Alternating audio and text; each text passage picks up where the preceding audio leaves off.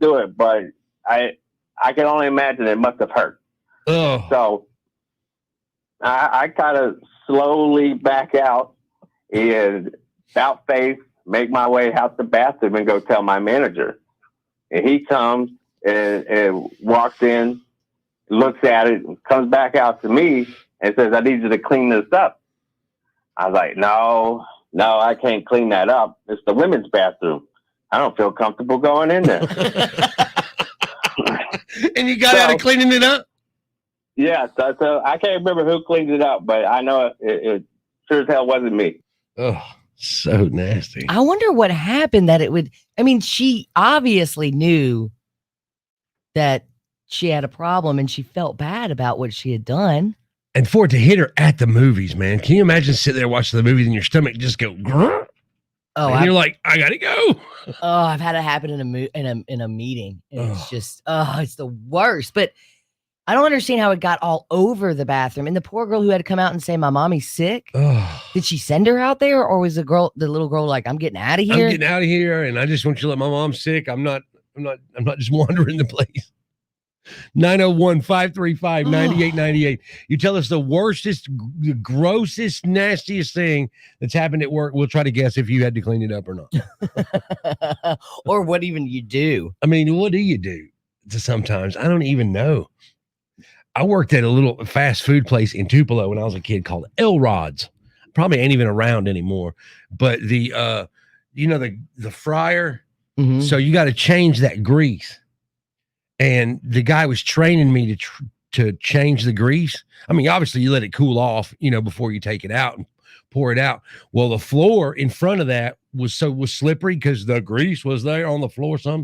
This guy was pulling the grease tub out. He slipped and he fell onto him, and he got all that grease. It wasn't hot, was it? No, it was cool. It had cooled off. It didn't burn him, but he got all that grease all over him because he was like bent down and pulling it out, and one of his feet slipped out from under him, and it just was so gross, dude. You know that John, what's his name, on Bar Rescues? So that's some of the nastiest stuff I've ever seen. Bar Rescue is one of my favorite shows. I know. And I'm like, how can you not clean the place? And I worked at a restaurant, and actually one that John Taffer owned, believe it or not, when I worked in LA. But I never experienced anything like that. Nobody ever made you clean anything up, huh? No, I had to do the ketchups and that kind of crap. Right. But I'm sure the guys in the kitchen saw some stuff. I'll bet. 901-535-9898.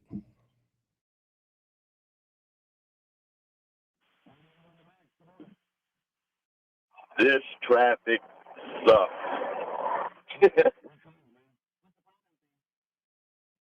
Oh my God, it's all the way backed up to just about Big Star in West Memphis.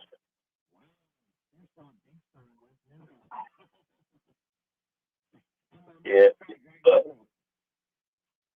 Oh yeah, I might just get breakfast. Be able to get right back in line. Yes, ma'am. Oh my. Thank you guys. Make the day easy on us. Later.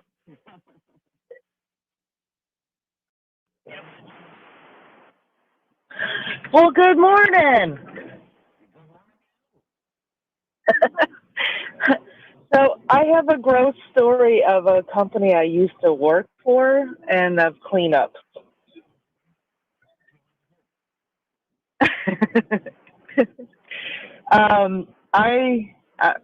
This was when I lived up in Illinois. I worked for a company where we went in and cleaned up homicides and suicides.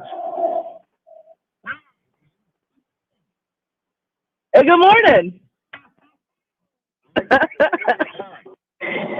So nothing like going into a house and seeing blood spatter and bodily fluids and maggots. Yeah, I can handle a lot of stuff, but maggots gross me out beyond anything else. Well, it could have been there from days to months.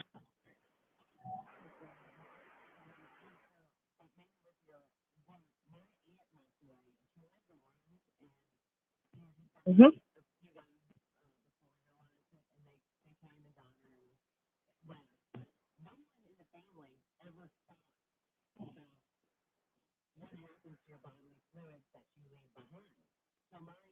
Yes. Yes. And yeah, yes.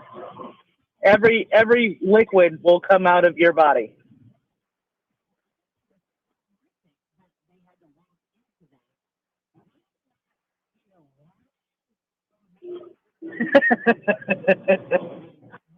Well, it's I was prior law enforcement for a very long time, so I was used to seeing these kind of things, but I don't know why it's probably not put out there to the public, like, because it's not something that, hey, you know, just by the way, be prepared.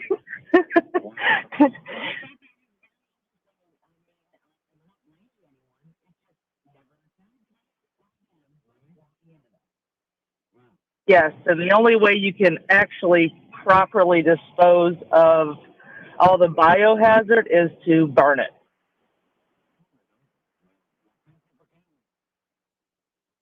Yeah, and by the way, this is Carrie again. I'm usually on your Facebook Live every morning. Hi. I'm stuck in traffic. I'm one of the sluggos that has to cross the bridge.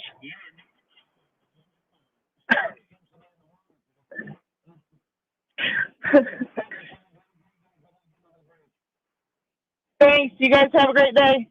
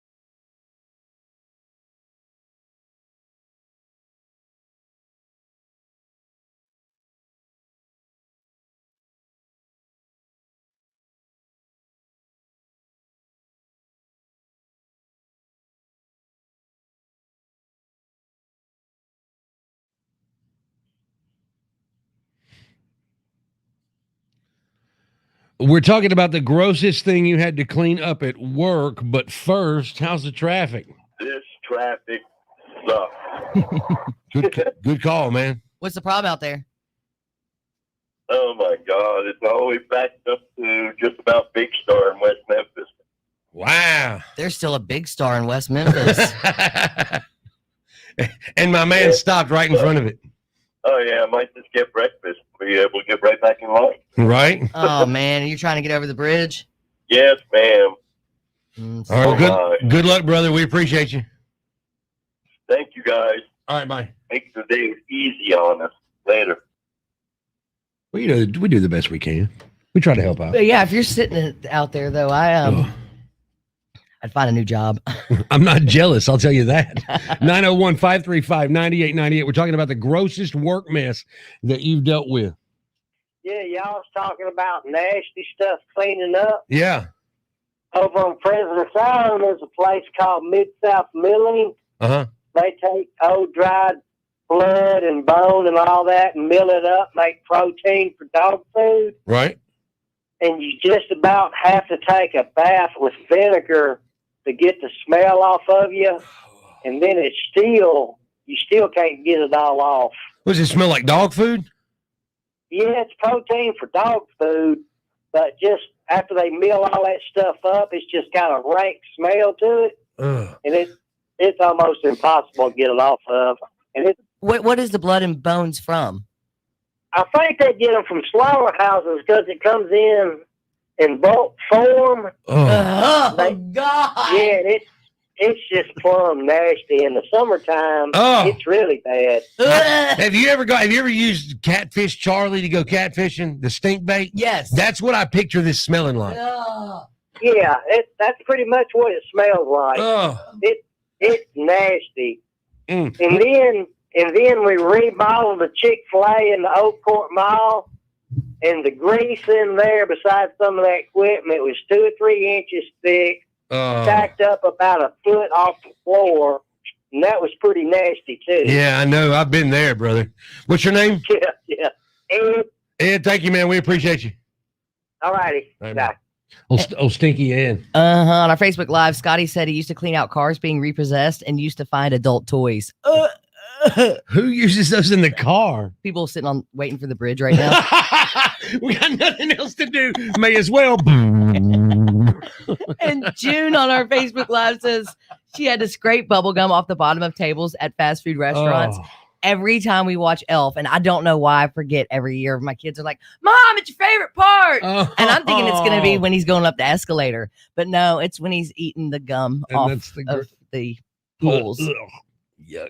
This was when I lived up in Illinois. I worked for a company where we went in and cleaned up homicides and suicides. Ooh. Wow. Okay. Good morning. Nothing like going into a house and seeing blood spatter and bodily fluids and maggots. Oh, maggots. Oh. Yeah. So what? I can handle a lot of stuff, but maggots gross me out beyond anything else. So how long had all that stuff been sitting there then?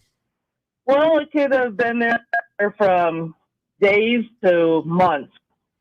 I got a question for you, and I don't know if you'll know the answer, but maybe with your work. My aunt passed away, and she lived alone, and it had been a few days before we realized it, and they came and got her and left. But no one in the family ever thought about what happens to your bodily fluids that you leave behind. So my uncles, her 2 brothers, had to clean it up. Yes. What do you mean? And what kind of bodily fluids? Well, you let everything go once you. Oh, those like poop and stuff. All kinds of stuff come out of it. So every liquid will come out of your body. Right. So I just thought it was horrific that they had to walk into that. Why do they not either warn you or make that part of the service? Like, we'll clean it up too. Makes sense. I was prior law enforcement for a very long time, so I was used to seeing these kind of things, but I don't know why it's probably not put out there to the public. Like, because it's not something that, hey, By the way, just by the way, be Ugh. prepared. Wow. I just thought that was very interesting. And I mean, I'm not blaming anyone. It just never occurred to me or them Right. walking into that. Ugh. Yes, and the only way you can actually properly dispose of all the biohazard is to burn it. Oh my God. Wow. Well, thank you for calling. Yeah, and by the way, this is Carrie again. I'm usually on your Facebook Live every morning. Oh, well, Hey, Carrie. Good morning, Carrie. You. Hi. Hope you I'm stuck in traffic. I'm one of the sluggos that has to cross the bridge. You are number 2 that has just called us back to back. Seems to be in the water today. Oh. Thank you, Carrie. Have a great day. Good luck getting over the bridge. Thanks. You guys have a great day. Thanks. Bye. 901-535-9898. We're talking about gross work stories, things you've had to clean up or whatever. And I have a bad maggot story, but doesn't have to. It wasn't a work. It was personal. I might take a good maggot story coming up in just a bit.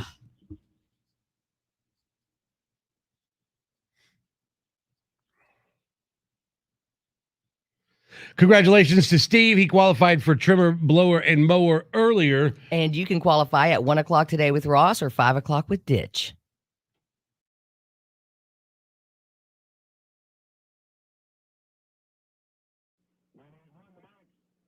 Hey, Corey, good morning. It's Jeremy up in Penticton, British Columbia. How you doing, man? Got to tune you guys in at work. Canadian radio sucks. So, you got to do what you got to do. No, I hate to follow the medical thing here, but before I immigrated up here, I worked as a EMT up in Kennett, Missouri. One of my very first calls, me and my partner got called to a lady's house. The lady had been discharged the day before after having a C-section. All dispatcher told us was lady had a little bit of bleeding going on. My partner and I go bebopping in her house. This lady is sprawled out on her bed wearing nothing but a T-shirt. She had been doing laundry and had ripped her staples out from the C-section. Not just one staple, not just 2 staples, but every single one of those things. And the wound is just gaping open. She's bleeding like a stuck hog. So not only did we have to clean her up, we had to clean up the back of my ambulance after we got her dropped off at the hospital. So ladies, the moral of the story is when the doctor tells you not to lift anything heavy, don't do it, by God. That was probably 18 years ago, and it still sticks with me.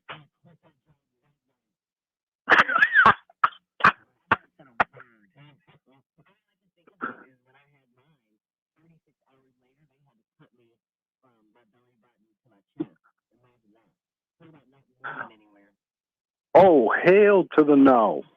No. Your incision went vertical. Hers went around the waistline, so it looked like a damn zipper being undone.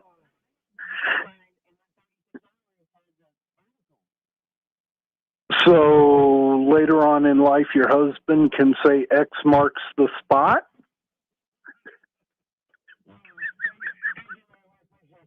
Thanks. Y'all have a good one.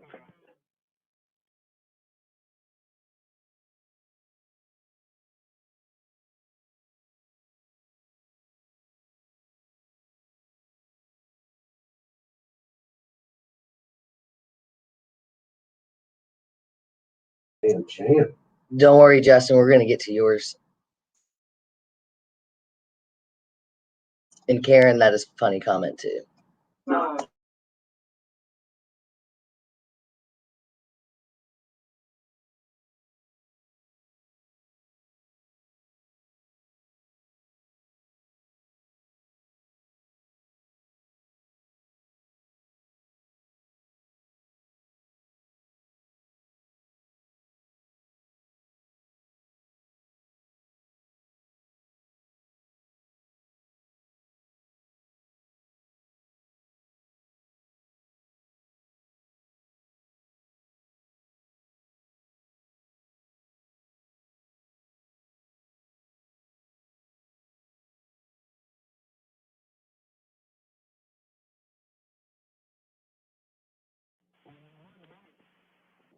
Hey, good morning. I actually had one for y'all on the nasty work stories. All right, so it's actually a two-part deal. The first one is I'm a record driver, so I get on the scene of an accident call one morning, and sometimes you get cars that still drive. Well, I get in the car to drive the car up onto the truck and sit in a puddle of pee. They did not inform me that the lady had peed all in the driver's seat of the car. Yeah, I know, right? So, yeah, exactly. Now, the sad part, though, the second part and sad part is, we work fatality accidents. Well, on those accidents, if there's anything left over from the body, any type of matter or stuff like that, it's actually the record driver's job to clean that up. No, I've worked motorcycle accidents. No, they don't use any type of hazmat. The record operators have to clean all that up.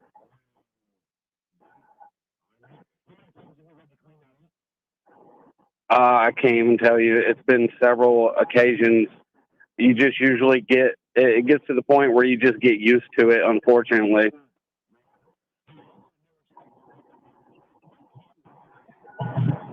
I appreciate it. Thank you. I appreciate that.